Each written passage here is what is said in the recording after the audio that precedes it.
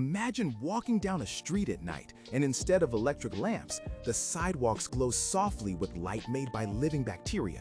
No wires, no buzzing transformers, just nature doing the lighting. This idea comes from something you've already seen before. Fireflies, glowing jellyfish, and deep sea creatures all produce their own light. That natural glow is called bioluminescence. It's light made by chemistry inside living things, not by electricity.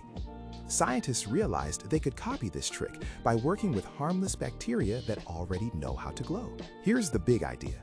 Take those glowing bacteria and place them inside clear, sealed tubes or pods. During the day, the bacteria eat simple nutrients, kind of like plants taking in water and minerals. When night comes, they glow. These setups are called bioluminescent streetlights, and they're designed to light paths, parks, and calm public spaces. To make this work reliably, scientists tweak the bacteria so they glow brighter and more consistently than they do in nature. The bacteria live inside a closed container filled with a gel or liquid that feeds them. As long as they're healthy and fed, they keep producing light. No power lines, no switch to flip. Think of it as a tiny glowing garden instead of a lamp. Cities are interested because streetlights are expensive to run.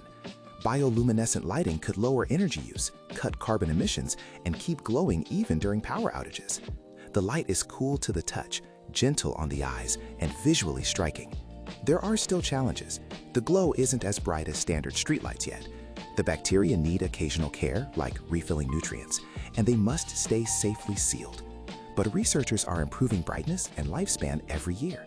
If those hurdles are solved, future streets may be lit not by wires and power plants, but by tiny living organisms. A city glowing with nature's own light.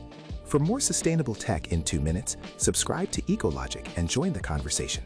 Let's make sense of the logic behind the eco.